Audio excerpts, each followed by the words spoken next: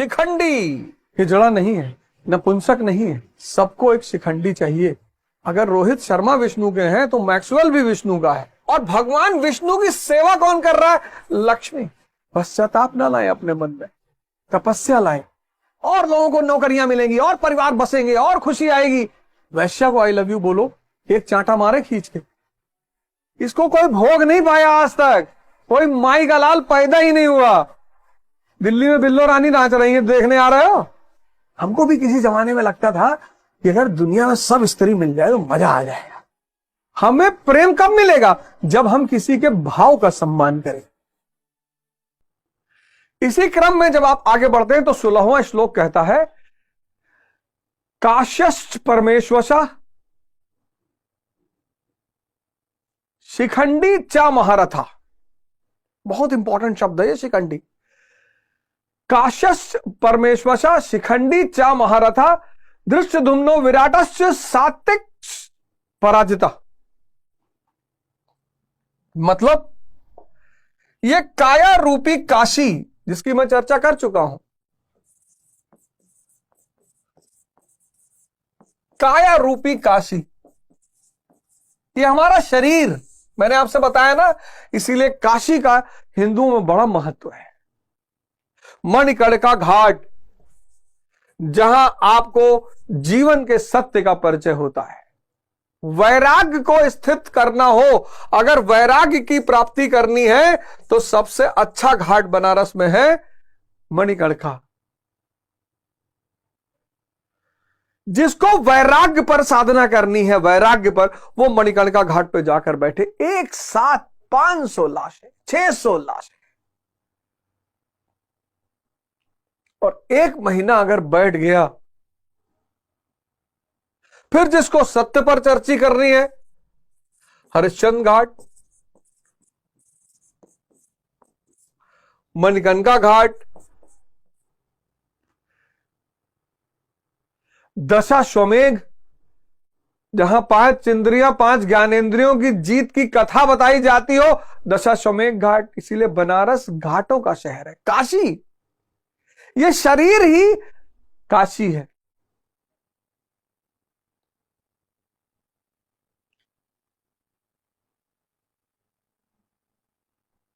ये शरीर ही काशी है। और जब मन सहित इंद्रियों को समेट कर व्यक्ति अपने शरीर में ही स्थित कर लेता है, तो इस शरीर में मन सहित इंद्रियों, मन सहित इंद्रियों को समेट कर जब व्यक्ति अपने शरीर में ही स्थापित कर लेता है,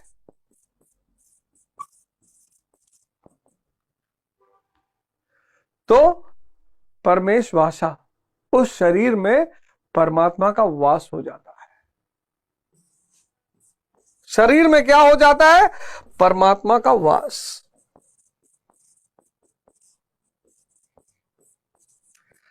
इंद्रियों को बुरा नहीं मानना है। अज्ञानतावश ये इंद्रियां बाहर निकलती हैं। सर, मैं तो उसका व्यक्तिगत उदाहरण हूं जीवन में। ये जो स्त्री को आप देखते हो और आपके मन में इच्छा उसे भोगने की उठती है सर, सबको उठती है सर। जब तक इंद्रियां बाहर भाग रही हैं, इंद्रियां दुश्मन नहीं है, अज्ञानता का शिकार है। जब तक ये इग्नोरेंट है, जब तक ये ऋषिकेश के कमांड में नहीं है, तभी तक इनसे गुनाह होता है। और चूंकि वो अज्ञान में हो रहा है, कहते ना ईश्वर सबको माफ कर देता, करेगा ही, करेगा ही। क्योंकि कोई ज्ञानी अगर गुनाह करे फिर तो उसकी माफी नहीं है। अब बुद्ध निर्वाण प्राप्त करने के बाद अगर आम्रपाली के पास प्रेम का प्रस्ताव लेकर जाते कि मैं तुमसे विवाह करना चाहता हूं, बच्चा पैदा करना चाहता हूं, तुम्हें भोगना चाहता हूं, तब माफी नहीं थी। लेकिन अगर सिद्धार्थ जा रहा है तो माफी है, क्योंकि सिद्धार्थ अज्ञानता में जा रहा है, सिद्धार्थ को पता नहीं है। लेकिन बुद्ध,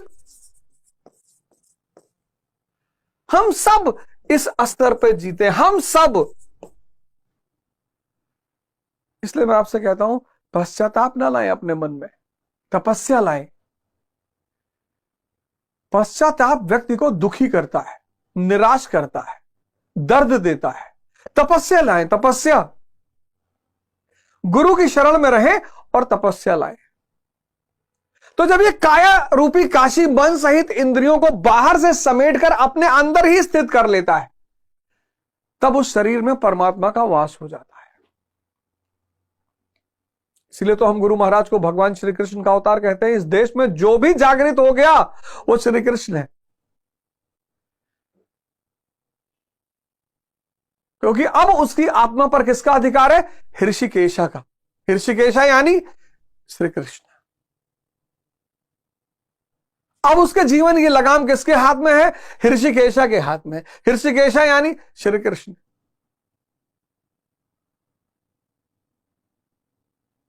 काया रूपी काशी। काशश्च परमेश्वशा शिखंडी चा महारथा। शिखंडी कहते हैं नपुंसक था और ये था और वो था। इस शब्द को समझ लीजिए, शिखंडी को। इस शब्द को अगर आप समझ गए, शिखंडी अनुराग के आगे है। अनुराग यानी अर्जुन। अनुराग यानी अर्जुन। अर्जुन के आगे है। और चैतन्य यानी श्री कृष्ण इनके पीछे है।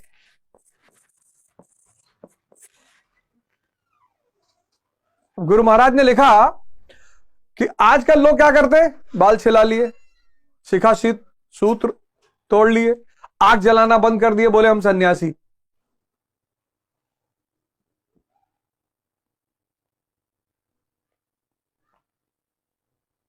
बाल सेव करा लिए, शिखा सूत्र तोड़ दिए, बोले हम आग जलाना बंद कर दिए, बोले हम सन्यासी।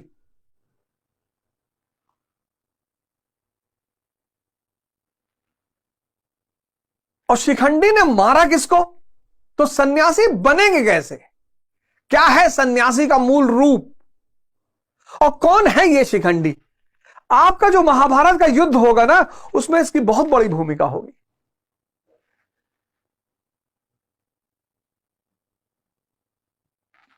शिखंडी है चिंतन पद्धति।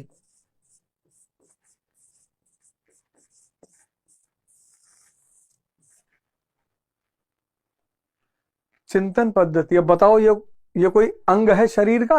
नहीं। इसके पास अपनी कोई शक्ति है? नहीं। बस यही शिखंडी है। ना तो ये शरीर का अंग है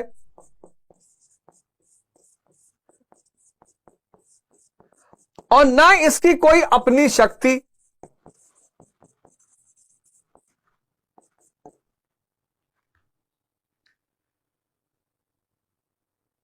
ना तो ये शरीर का अंग है चिंतन पद्धति, और ना इसकी कोई अपनी शक्ति। तो ये हो गया शिखंडी। लेकिन है बहुत ताकतवर, है बहुत ताकतवर। आज का जो मनुष्य है, आप देखो, बच्चा मस्त है, युवा व्यस्त है और बुजुर्ग त्रस्त है। बच्चा मस्त है। क्यों? क्यों बच्चा मस्त है? इसको भोग अभी पैदा नहीं हुआ इसके अंदर।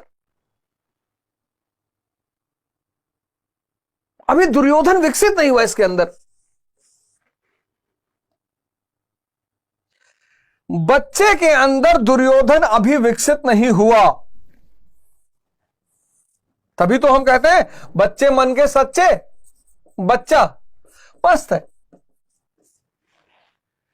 अभी भोग इसके अंदर जागृत नहीं हुआ। क्यों? क्योंकि दुर्योधन अभी शक्तिशाली नहीं है।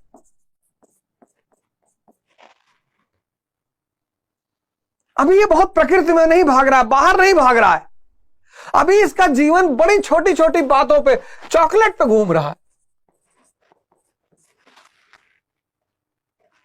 अभी इसका मैं मजबूत नहीं हुआ है कि आपने इसको एक तमाचा मार दिया, ये आपसे बात नहीं करेगा।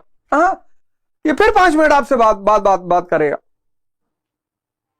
आप किसी बड़े आदमी को तमाचा मारिए, और जीवन भर आपसे बात नहीं करेगा, क्योंकि मैं मजबूत हो गया है। बच्चों को क्यों सरल कहा गया? बच्चे मन के सच्चे, बच्चे परमात्मा का अवतार है, क्योंकि बच्चों में मैं ताकतवर नहीं होता।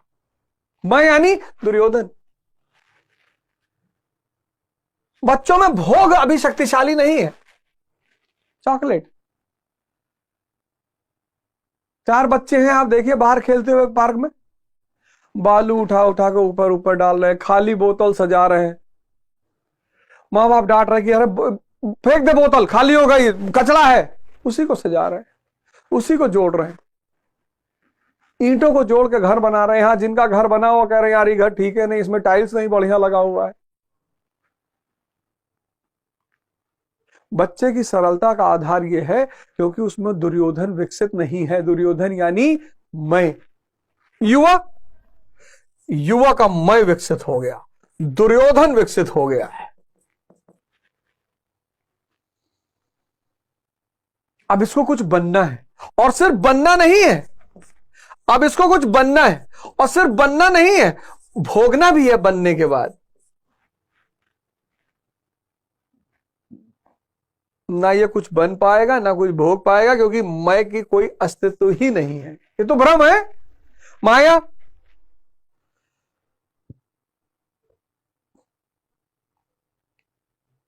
हां, अगर ये बनने का कसम खाए सेवा करने के लिए, तब तो इसका जीवन बदल जाए।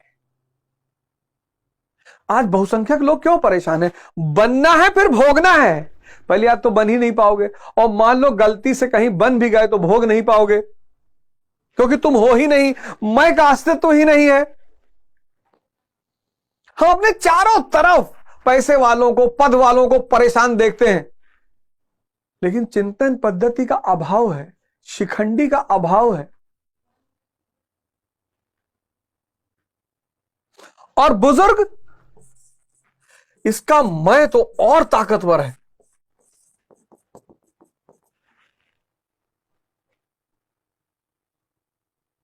पर काशी कमजोर हो गया है, शरीर इसकी काशी जीर्ण हो गई है, सर खत्म। तमन्ना बहुत है, ताकत नहीं है। तो तमन्ना होए और ताकत ना होने से क्या फायदा हो गया? फ्रस्ट्रेशन पैदा हो गया, ये रोगों का शिकार हो जाता है, आईसीयू में पड़ा है, भुगत रहा है। यही नर्क है। अगर इस उम्र में 70 प्लस 70 प्लस के बाद आपकी दृष्टि अच्छी है, आपका काया अच्छी है, 100 तक पहुंचते पहुंचते तो किसी की भी जीर्ण शीर्ण हो जाएगी। लेकिन अगर काशी खराब हो जाए, स्वामी करमवीर को देखिए, पुरकाशी में आश्रम है, पतंजलि आश्रम, 70 प्लस उम्र है, और चैलेंज करते हैं, चुनौती कि कोई 17 साल का लड़का उनको हरा नहीं सकता, ना तो कुश्ती में, ना दौड़ में, ना भाग में। मस्त शरीर।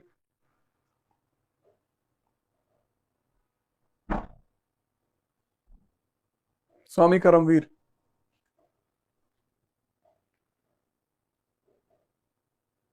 सदगुरु को देखिए, नाचते हुए मिलेंगे हमेशा। चिंतन पद्धति खो गई। अर्जुन के आगे, चैतन्य के पीछे।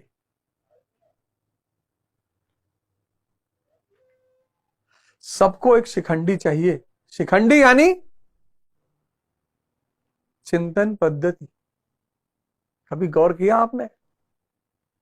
हाँ,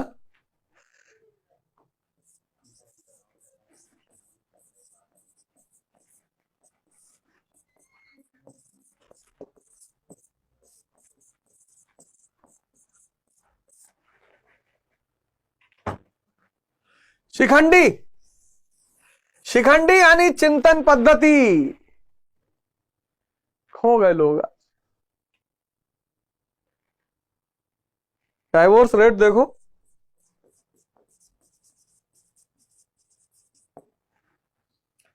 डाइवोर्स रेट देखो। व्यक्ति की मां से जो उसका संबंध है वो सिर्फ भाव से संबंध है, इसलिए व्यक्ति अपनी मां की शरीर पर ध्यान नहीं देता। छोटी है कि लंबी है कि काली है कि गोरी है कि नाक चिपटी है, और यह भाव उसको जीवन भर आनंदित रखता है। लेकिन पत्नी में वो भाव नहीं देखता।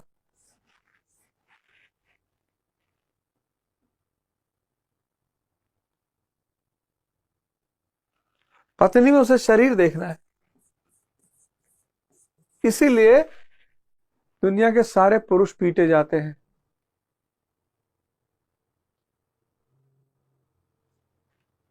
जो भी पत्नी दंश का शिकार हैं, वो इसीलिए शिकार है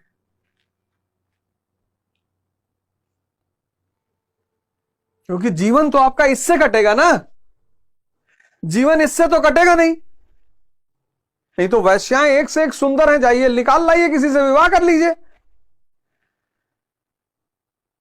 वैश्यावृत्ति को, प्रोस्टिट्यूशन को क्यों पाप कहा गया? वैश्यावृत्ति,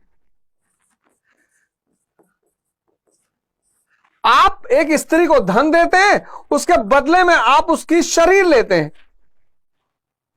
यह देखिए, और दोनों मैटर है, चैतन्य नहीं है। यह भी धन, इसीलिए दोनों को माया कहा गया, भोग की दृष्टि से। माया का मतलब कुछ है नहीं, दिखाई पड़ता है। जैसे आप रेगिस्तान में जा रहे हैं और दूर आपको पानी नजर आ रहा है सूरज की किरणों की वजह से, लेकिन जब आप वहां पहुंचते हैं वहां पानी है नहीं, माया। तभी तो कबीर ने कहा, माया छाया एक सी बिरला जाने कोई। छाया दिखाई पड़ती है, होती नहीं है। वैश्यावृत्ति इसीलिए पाप है। वस्तु देकर वस्तु खरीदा जा रहा, क्योंकि चैतन्य आप खरीद नहीं सकते, चैतन्य का क्रय विक्रय हो नहीं सकता, और चैतन्य का सीधा संबंध भाव से है। भाव के भूखे हैं भगवान। जितने लोग पत्नी दंश के पीड़ित हैं, वो सिर्फ इसलिए पीड़ित हैं क्योंकि पत्नी को वो भोग करना चाहते हैं। और भोग भाव का नहीं हो सकता, भोग वस्तु का होगा।